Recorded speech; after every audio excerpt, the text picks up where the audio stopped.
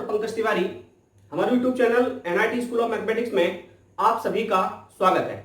बेटा हम डिस्कस कर रहे हैं second order differential equation with variable coefficient. इस टॉपिक में हमने आपसे कहा था कि second order differential equation with variable coefficient को सॉल्व करने के हमारे पास 5 मेथड हैं। 5 मेथड में फर्स्ट मेथड हम आपसे प्रीवियस लेक्चर में डिस्कस कर चुके हैं, the part of CF is non. आज हम सेकंड मेथड आपसे डिस्कस करने वाले हैं, रिमूवल ऑफ फर्स्ट डेरिवेटिव। यहां थोड़ा सा कंफ्यूजन होता है इस टॉपिक को लेके, तो मैं आपको बता दूं कि रिमूवल ऑफ फर्स्ट डेरिवेटिव को ही आप कहते हैं रिडक्शन टू नॉर्मल फॉर्म।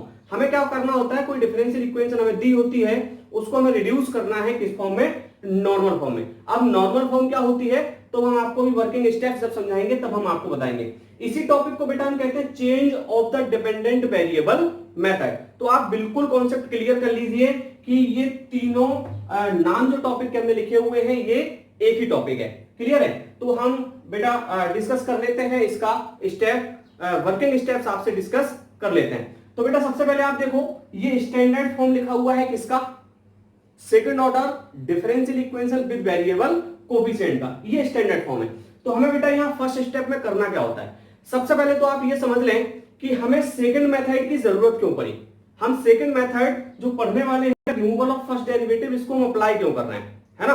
तो बेटा सबसे पहले मैं आपको बता दूं, अगर फर्स्ट मेथड आपका अप्लाई नहीं हो रहा है तो हम सेकंड मेथड को क्या करेंगे, अप्लाई करेंगे। सेकंड केस में क्या होगा कि आपको क्वेश्चन ही दिया होगा कि आपको रिमूवल डेरिवेटिव से बनाना है। भाई कभी कभी क्वेश्चन में स्पेसिफाई होके आता है कि solve the differential equation by removal of first derivative, तो सीधी सी बात है आपको रिमूवल ऑफ फर्स्ट डेरिवेटिव से ही बनाना है ना। और मैं आपको बता दूं कि फर्स्ट मेथड जब आपका यूज नहीं होता है तब आप सेकंड मेथड यहां अप्लाई करते हो। यूज क्यों नहीं होता, क्योंकि आपको मालूम होगा कि हमने आपसे कहा था कि फर्स्ट मेथड में आप पार्ट ऑफ सीएफ निकालते हो, तो पार्ट ऑफ सीएफ के लिए मैंने कहा था 1 plus P plus Q is equal to 0 check करना है, 1 minus P plus Q is equal to 0 check करना है ना, फिर P plus Q X equal to 0 check करना है। तो ये सारी कंडीशंस जब वहां सेटिस्फाई नहीं होती हैं तब हम यहां सेकंड मेथड का यूज करते हैं। या आप एक काम और कर सकते हैं, यहां हम सबसे पहले एक वैल्यू फाइंड आउट करते हैं Q1 की। किसकी वैल्यू फाइंड आउट करते हैं, Q1 की। और अगर Q1 की वैल्यू आपको कैसी मिल रही है, Q1 की वैल्यू आपको कांस्टेंट मिल रही है या फिर आपको मिल रही है constant divided by X square, तब आप इस मेथड का क्या करोगे, यूज करोगे। आप क्या करना कि जब भी आप ये पी क्यू आर की वैल्यू यहां से जब भी आप स्टैंडर्ड फॉर्म में लिखोगे पी क्यू आर की वैल्यू फाइंड आउट करना, फिर आप Q1 की वैल्यू निकालना। अब Q1 की वैल्यू आपको कहां से मिलेगी, तो मैं आपको बता दूं where Q1 is equal to होता है Q minus half dt over dx और माइनस का आपका हो जाएगा p स्क्वायर डिवाइडेड बाय 4। तो यहां से बेटा आप क्या करोगे, Q1 की वैल्यू फाइंड आउट करोगे। और Q1 की वैल्यू आपको 100% कैसे मिलेगी, या तो कांस्टेंट मिलेगी या constant upon X square. Maximum chance आपके होते हैं कांस्टेंट के। क्लियर? तो यहां से आप क्या करोगे, Q1 फाइंड आउट करोगे तो आपको पता चल जाएगा कि आप कौन सा मेथड यूज करने वाले हो, रिमूवल ऑफ फर्स्ट डेरिवेटिव। इसके बाद आपको क्या करना है, जैसे ही आपको पता चल जाए कि आप रिमूवल ऑफ फर्स्ट डेरिवेटिव इसको यूज करने वाले हो, तो आप इसका part of CF find out करेंगे। क्या फाइंड आउट करेंगे, find out the part of CF. तो बेटा ये वही कहानी है, मैंने आपसे कहा था कि वहां मैंने पार्ट ऑफ सीएफ आपको बताया था कि 1 plus P plus Q is equal to 0 आप चेक करते हैं, 1 minus P plus Q is equal to 0 check करते हैं। यहां आपको पार्ट ऑफ सीएफ क्या निकालना है, यू निकालना है। पार्ट ऑफ सीएफ वहां यू तो होता था, है ना, y is equal to U into v, तो यू हम क्या ले लेते, पार्ट ऑफ सीएफ। तो यहां यू निकालने के लिए आपको फॉर्मूला दिया हुआ है e की power minus half sine of the integration pdx। तो यहां से आप क्या करेंगे, पार्ट ऑफ सीएफ निकालेंगे u, जो किससे निकलेगा आपका u is equal to e की power minus half sine of the integration pdx से। इसके बाद बेटा आप क्या करेंगे, यहां से स्टेप थर्ड लेंगे। स्टेप थर्ड में आपको क्या करना है, लेट अस कंसीडर। मैंने आपसे वहां भी कहा था कि आपको कंसीडर करना है, consider the complete solution. The complete solution is y is equal to u into v। मैंने आपसे कहा था कि आपको y is equal to u into v क्या करना है, एज्यूम करना है, कंसीडर करना है कि हमारा क्या होगा, कंप्लीट सॉल्यूशन होगा। तो यहां से आप क्या करोगे, u is equal to value आप फाइंड आउट कर चुके हो, तो यहां इसको मान लो आप इक्वेशन सेकंड, क्योंकि आपको इक्वेशन फर्स्ट किसको मानना है, जो गिवन डिफरेंशियल इक्वेशन आपको दी होगी। तो ये इक्वेशन सेकंड में बेटा आपको मालूम है यहां से आप u की वैल्यू फाइंड आउट करोगे तो y is equal to u की वैल्यू आप पुट करोगे तो आपको वैल्यू निकालनी है किसकी, v की। अब हम वापस से वहीं पहुंच गए फर्स्ट मेथड में, वहां भी हम क्या करते थे, v की वैल्यू फाइंड आउट करते थे। तो यहां v की वैल्यू फाइंड आउट करने के लिए आप पहुंचे स्टेप नंबर 4 पे। तो आप v की वैल्यू कैसे फाइंड आउट करोगे, है ना। तो हम लिखेंगे for find the value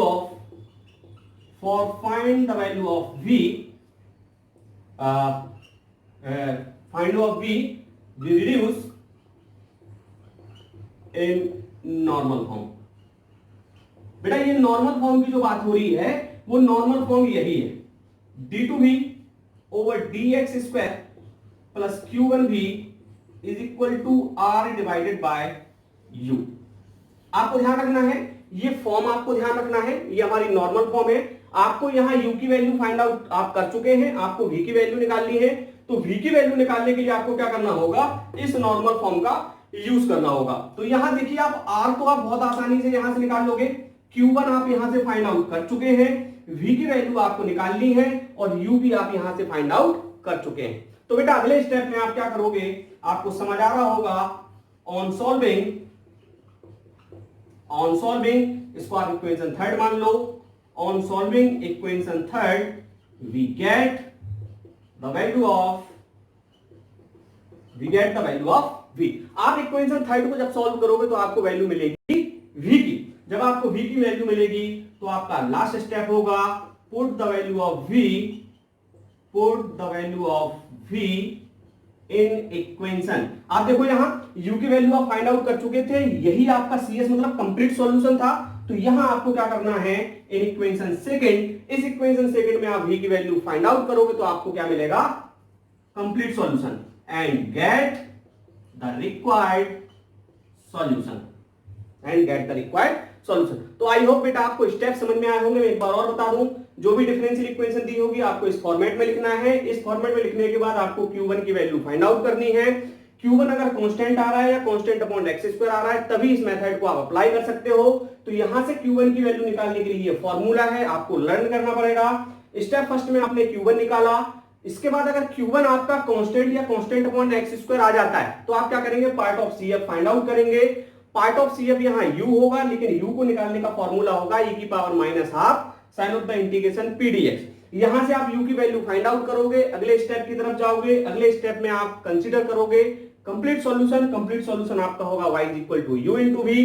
u की वैल्यू आप ऊपर फाइंड आउट कर चुके हैं, अब आपको जरूरत है v की। v की वैल्यू निकालने के लिए आपको अगले स्टेप पे जाना है। तो v की वैल्यू आप कैसे निकालोगे, v की वैल्यू निकालने के लिए आपको क्या करना पड़ेगा, रिड्यूस करना पड़ेगा। कौन से फॉर्म में, नॉर्मल फॉर्म में। ये हम जैसे बात करते थे ना रिडक्शन टू नॉर्मल फॉर्म, तो नॉर्मल फॉर्म आपकी क्या होती है, आपको याद रखना है d2v over dx square plus q1v is equal to r upon u। बेटा अलग अलग राइटर्स की बुक में अलग अलग तरीके से वर्किंग स्टेप्स दिए हुए हैं। ये बहुत ही सिंपल वर्किंग स्टेप्स जो हमने आपको दिए हैं, बहुत ही सिंपल वर्किंग स्टेप्स हैं। आप इन वर्किंग स्टेप्स को फॉलो करोगे, इजीली आप अपना आंसर निकाल सकते हो। तो स्टेप फिफ्थ में बेटा हम क्या करेंगे, इस इक्वेशन को सॉल्व करेंगे। इक्वेशन आपकी बनेगी linear differential equation with constant coefficient. मतलब आप पहुंच जाओगे कहां, CF और PI पे। तो CF और PI की हेल्प से आप क्या करोगे, यहां से v की वैल्यू फाइंड आउट करोगे, क्योंकि ये इक्वेशन किस फॉर्म में लिखी है, v के फॉर्म में। जब आपको v की वैल्यू मिल जाएगी तो इस v की वैल्यू उठा के आप कहां पुट कर दोगे, इक्वेशन सेकंड में। यही आपका क्या था, कंप्लीट सॉल्यूशन था। तो बहुत इजी है बेटा। हम कुछ प्रॉब्लम यहां डिस्कस करते हैं और हम आपको इंप्लीमेंट करके बताते हैं वर्किंग स्टेप्स को कि आपको किस तरीके से।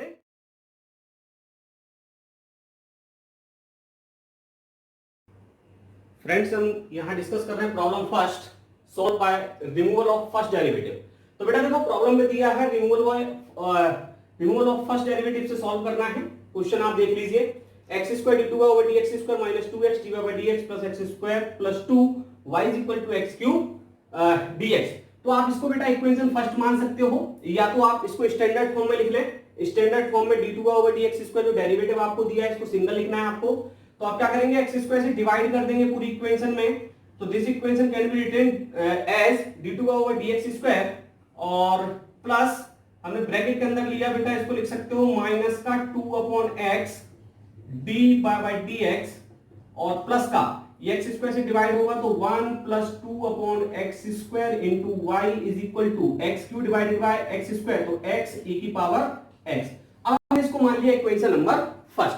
वर्किंग स्टेप्स के हिसाब से हमें सबसे पहले वैल्यू फाइंड आउट करनी है बेटा Q1 की, और Q1 इज इक्वल टू हमने बताया था फॉर्मूला होता है Q is equal to minus half dp over dx minus p square upon 4।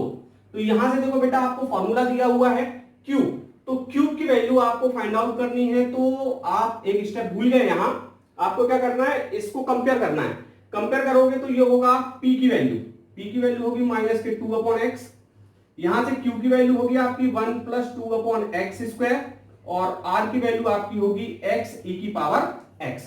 Clear है? तो यहां से Q1 की वैल्यू हम फाइंड आउट कर रहे हैं, तो Q की वैल्यू आपको दी है 1 plus 2 upon X square minus के हाफ dp ओवर dx, तो P दिया हुआ है, इस P का आपको डिफरेंशिएशन करना है, तो माइनस 2 रहेगा, 1 अपॉन एक्स का होगा माइनस के 1 अपॉन एक्स स्क्वायर, तो इसको लिख सकते हैं 2 अपॉन एक्स स्क्वायर, और माइनस P स्क्वायर को आप लिख सकते हैं 4 divided by X square into ये वाला 4 सेम लिखा है, तो ये 4 से 4 कैंसिल हुआ है ना। और यहां आप देखिए ध्यान से, ये लिखा हुआ है 1 प्लस 2 अपॉन एक्स स्क्वायर, और इसको आप लिख सकते हैं, ये 2 से 2 कैंसिल हुआ, माइनस का 1 अपॉन एक्स स्क्वायर, माइनस का 1 अपॉन एक्स स्क्वायर, तो ये माइनस के 2 अपॉन एक्स स्क्वायर, ये आपस में कैंसिल हुए, तो इसका मतलब है कि Q1 की वैल्यू आपको क्या मिल रही है 1। और बेटा वहां हमने आपसे कहा था कि Q1 की वैल्यू या तो आपको कांस्टेंट मिलेगी या constant upon X square. Clear है? कोई दिक्कत नहीं है। जब Q1 की वैल्यू आपकी कांस्टेंट आ रही है तो हम क्या करेंगे, नाउ पार्ट ऑफ CF, और पार्ट ऑफ CF हमारा होता है u is equal to e की power minus half sine of the integration pdx। यहां पार्ट ऑफ CF निकालेंगे तो u is equal to e की पावर माइनस हाफ, p की वैल्यू आपको बेटा यहां दी है माइनस का 2 अपॉन x इंटू dx, तो यहां से 2 से 2 कैंसिल होगा, माइनस से माइनस कैंसिल होगा, 1 अपॉन x का इंटीग्रेशन log x होगा, e से log कैंसिल होगा, तो कुल मिला के u इज इक्वल टू यहां आएगा x। Now consider, now let the complete solution. बेटा अगले स्टेप में हमने आपसे कहा था कि हमें कंसीडर करना है या लेट करना है, कंप्लीट सॉल्यूशन हमारा होगा y is equal to u into v। तो इसको आप ऐसे लिख सकते हैं, y is equal to u की वैल्यू आप x निकाल चुके हैं इंटू v, इसको आपने मान लिया इक्वेशन नंबर सेकेंड। अब बेटा आपका मेन पर्पस है वैल्यू निकालना किसकी, v की, और v की वैल्यू निकालने के लिए आपको अप्लाई करना पड़ेगा नाउ नॉर्मल फॉर्म इज, या रिड्यूस इन नॉर्मल फॉर्म। और नॉर्मल फॉर्म बेटा हमने आपको वहां बताया था d2v over dx square plus q1v is equal to r divided by u। Clear है?